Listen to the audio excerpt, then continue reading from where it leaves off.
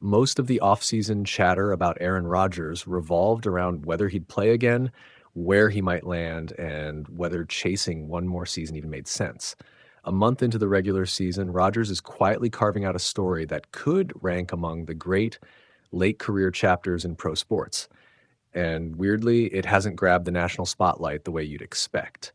The Pittsburgh Steelers sit at 3-1, and Rodgers has been central to that hot start. He engineered a fourth quarter comeback in week 1 against his old team, the New York Jets, hit a go-ahead touchdown in week 3, and uncorked an 80-yard strike to DK Metcalf that swung last week's win over Minnesota. Meanwhile, division rivals have sputtered. Injuries and inconsistency have nudged the Bengals, Ravens, and Browns into rough patches, and Pittsburgh looks like a legit contender to win the AFC North. Why isn't this story everywhere? A few reasons. Rodgers is a complicated figure. 4-time MVP and one of the all-time greats, yes, but also a headline machine with off-field controversies, public griping about retirement, and a high-profile and polarizing media presence. That baggage dampens the celebratory narrative many outlets love. And Rodgers' game itself looks different now. It's less about jaw-dropping throws and more about precision, short area efficiency, and late-game poise. Statistically, Rodgers' surface numbers are fine. A high completion rate, a strong passer rating, and multiple clutch scores.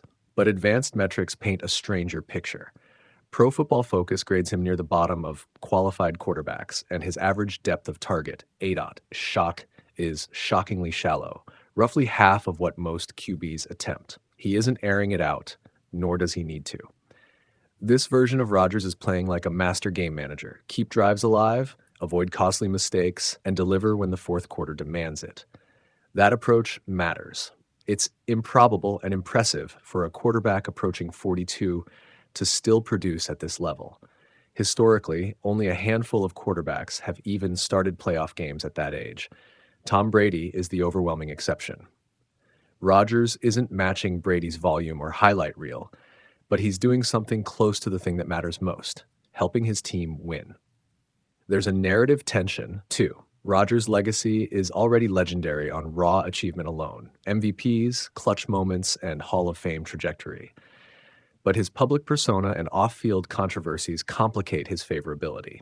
That tension likely explains some of the muted public reaction to what could otherwise be a feel-good story about reinvention and resilience.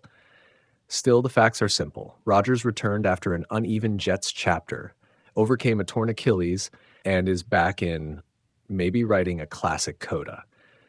If the Steelers keep rolling and Rodgers helps drag them into playoff contention, this winter might feel different.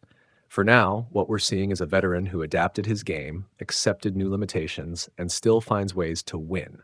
That's worth watching, even if the crowd hasn't caught up to the plotline yet.